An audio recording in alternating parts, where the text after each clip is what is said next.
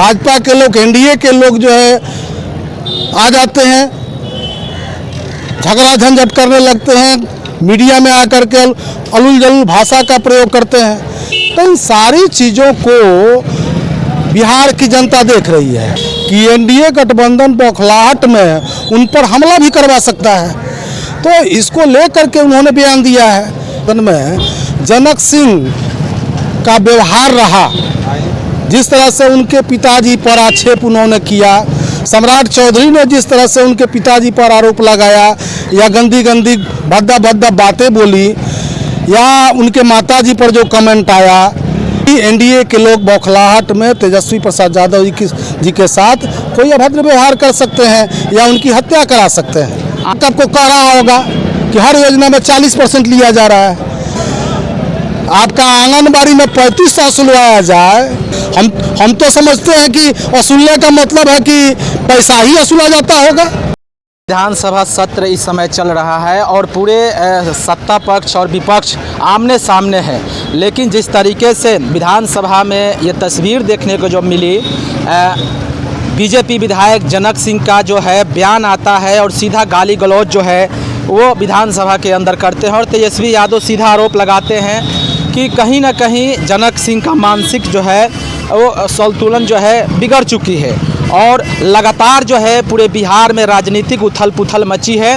और जनक सिंह के क्षेत्र यानी सारण के तरैया विधानसभा में है और तरैया विधानसभा के मार्केट में है। और आप देख सकते हैं कि स्टेट बैंक और यहाँ पर जगन्नाथ सिंह यानी स्वतंत्रता सेनानी जगन्नाथ सिंह के यहाँ पर हम खड़े हैं और हमारे साथ क्षेत्र भ्रमण के दौरान राजद के पूर्व विधायक मृतिका प्रसाद जी हमारे साथ जुड़ चुके हैं। जब ये क्षेत्र में घूम रहे थे तो हमने तरैया की जनता से भी बात करने की प्रयास कर रहे थे, तब तक के लिए इन्होंने यहाँ से जाते क्रम में इनको हम रोके। सर, जिस तरीके से विधानसभा में सत्ता पक्ष और विपक्ष आमने सामने मुद्दे का बात छोड़कर सीधा जो है गाली गलौज पर जनक सिंह आ जाते हैं, इस पर क्या कहिएगा आप?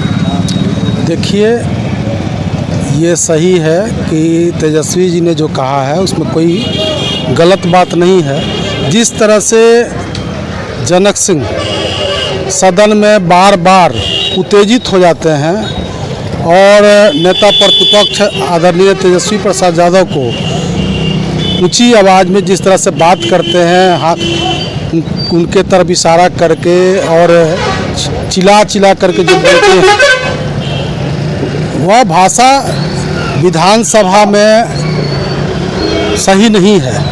वहाँ जनता के मुद्दों को उठाया जाता है और तेजस्वी प्रसाद यादव जी जनता के मुद्दे को लेकर के ही इस सत्र में उन्होंने जो भी आवाज़ उठाया वो बिहार की जनता के लिए उठाया, क्योंकि चुनाव आयोग, केंद्रीय चुनाव आयोग द्वारा जिस तरह से एकाएक स्पेशल इंटेंसिव रिवीजन जो पूरे बिहार में लागू किया, 1 महीना के अंदर जिस तरह से उन्होंने पूरे राज्य में पदाधिकारियों को, बीएलओ को, क्षेत्र के लोग या बूथ पर जो लोग भी हैं मतदाता, उनको एक तरह से घबराहट पैदा कर दिए, बेचैनी लोगों को हो गई कि अब उनका नाम मतदाता सूची में रहेगा या नहीं रहेगा। और मतदाता सूची रिवीजन का मुख्य उद्देश्य जो था, जो एनडीए के द्वारा जो एक साजिश रची गई थी, उस साजिश के चलते लोगों में घबराहट थी। साजिश ये था कि इस बार जो स्पेशल डिवीज़न जो होने वाला था, इसमें 11 तरह के डॉक्यूमेंट्स मांगे गए थे जो आम लोगों के पास उपलब्ध नहीं है, समय भी नहीं है सर, और उपलब्ध कराने के लिए समय भी नहीं है। ऐसे परिस्थितियों में लाजमी है कि नेता प्रतिपक्ष जनता के आवाज़ को सदन में उठावे, और उन्होंने वही काम किया जो सदन में करना चाहिए। कहीं ना कहीं सत्ता पक्ष की जो है मुद्दों को भटकाने की प्रयास किया जा रहा है।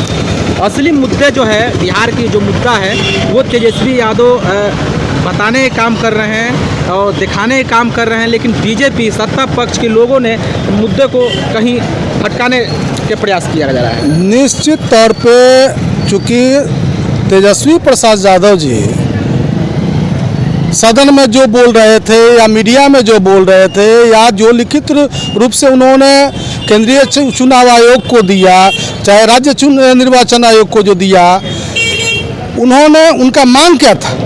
मांग था कि समय कम है, ये आप रिवीजन रोक दें, और यदि आपको रिवीजन कराना था तो लोकसभा चुनाव के तुरंत बाद करा लेते। उसी चुनाव पर लोकसभा का चुनाव, उसी वोटर लिस्ट पर लोकसभा का चुनाव हुआ है, उसमें यदि कोई गड़बड़ी हुई है इसका मतलब है कि वह चुनाव गलत हुआ है। और यदि गलत नहीं हुआ है तो 2025 में इसी वोटर लिस्ट पर चुनाव होगा तो क्या गड़बड़ हो जाएगा? ये गलत। लेकिन चुनाव आयोग इस बात का जवाब दे, इससे पहले भाजपा के लोग, एनडीए के लोग जो है आ जाते हैं, झगड़ा झंझट करने लगते हैं, मीडिया में आकर के अलुल जलुल भाषा का प्रयोग करते हैं। तो इन सारी चीज़ों को बिहार की जनता देख रही है। सर, तेजस्वी का जान की खतरा है, क्योंकि उनको मारने की धमकी प्रयास भी किया गया इस तरह से जो है उनकी। देखिए, तेजस्वी राबड़ी देवी का बयान है, तेजस्वी यादव का बयान अनायास ही नहीं है। उनके साथ जो घटनाएं सदन में घटी हैं, उन घटनाओं से प्रतीत होता है कि एनडीए गठबंधन बौखलाहट में उन पर हमला भी करवा सकता है। तो इसको लेकर के उन्होंने बयान दिया है। यह बयान आपने देखा है कि जिस तरह से सदन में जनक सिंह का व्यवहार रहा, जिस तरह से उनके पिताजी पर आक्षेप उन्होंने किया, सम्राट चौधरी ने जिस तरह से उनके पिताजी पर आरोप लगाया या गंदी गंदी भद्दा भद्दा बातें बोली, या उनके माताजी पर जो कमेंट आया, ये सारी बातें इस बात की तरफ इंगित करती है कि एनडीए के लोग बौखलाहट में तेजस्वी प्रसाद यादव जी के साथ कोई अभद्र व्यवहार कर सकते हैं या उनकी हत्या करा सकते हैं। आने वाले समय में क्या लगता है कि कहीं ना कहीं एनडीए जो है बेचैनी जो है, जो कहा जाता है कि सत्ता परिवर्तन होने जा रही है बिहार में, और तेजस्वी जी का जो लक्ष्य है और तेजस्वी जी का जो विजन है ये जनता ने स्वीकार कर लिया है, इसलिए बीजेपी घबराई हुई है और जो है मुद्दों को भटकाने की प्रयास किया है। निश्चित तौर पे ये तेजस्वी प्रसाद यादव जी की लोकप्रियता बढ़ी है पूरे बिहार में। आज उन्हें मुख्यमंत्री के रूप में हर कोई देखना चाहता है, खास करके जो कमज़ोर वर्ग के लोग हैं, दलित पिछड़े अक़लियत के लोग हैं, इस राज्य के जो युवा बेरोजगार नौजवान लोग हैं, जो लोग ये देख चुके हैं कि 17 महीने के कार्यकाल में तेजस्वी प्रसाद यादव जी ने जिस तरह से 5 लाख लोगों को रोजगार दिलाया है, तो लोगों की उम्मीद जगी है।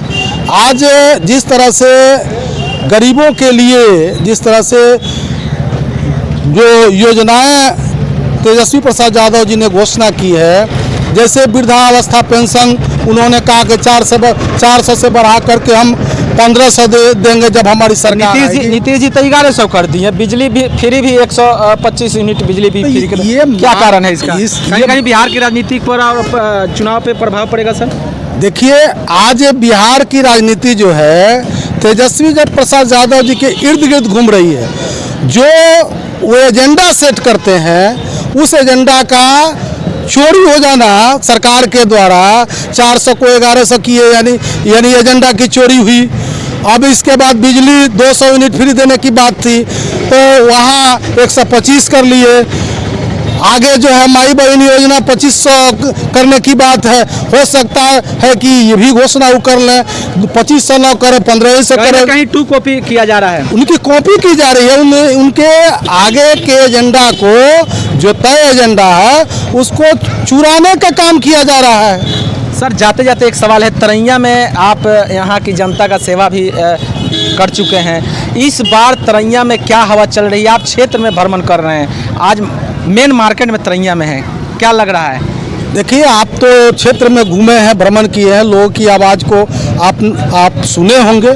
सब लोग यही चाहता है कि यहाँ के भ्रष्ट जो विधायक हो गए हैं 5 साल में, जिस तरह से इन्होंने लूट खसोट मचाया है, आंगनबाड़ी से लेकर के मध्याह्न भोजन से लेकर के आपका जन वितरण प्रणाली हो या प्रधानमंत्री आवास योजना हो या जो विकास की योजना, मुख्यमंत्री क्षेत्र विकास की योजना हो या ग्रामीण कार्य विकास की योजना हो, जो भी, या स्वास्थ्य विभाग की योजना हो, जो भी योजना है ये सब उनके लूट खसोट में चला गया है। गरीबों को उसका लाभ नहीं मिला है। पूरे सारण में अगर बिहार की बात किया जाए तो तरैया में जो है वसूली किया जाता है, क्या चीज़ का वसूली किया जाता है विधायक द्वारा?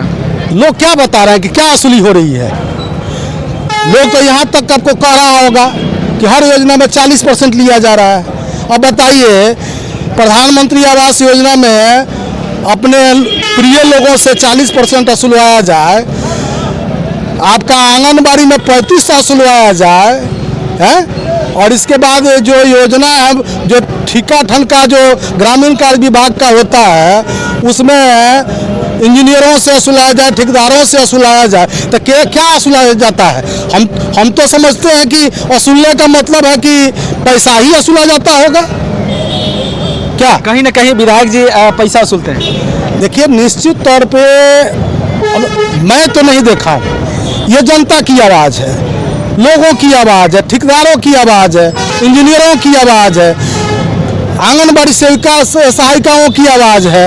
ये सब लोग ऐसा बोलते हैं, और ऐसा बोलते हैं तो निश्चित तौर पर कहीं ना कहीं कुछ गड़बड़ी तो है। आने वाले विधानसभा चुनाव पर क्या असर पड़ने जा रहा है? देखिए, जनता मूड बना चुकी है, बदलाव चाहती, खास करके तरैया के लिए बदलाव चाहती है, क्योंकि इनके कुकृत्यों से यहाँ की जनता उब चुकी है और अब इनको दोबारा मौका देना नहीं चाहती है। चलिए, बहुत बहुत धन्यवाद सर बात करने के लिए। धन्यवाद। तो हमारे साथ तरैया के पूर्व विधायक जी थे और क्षेत्र में घूम रहे थे, जनता से मिल रहे हैं, और तेजस्वी जी का जो विजन है, तेजस्वी जी का जो सोच है, वो लगातार जनता तक पहुँचा रहे हैं। आपको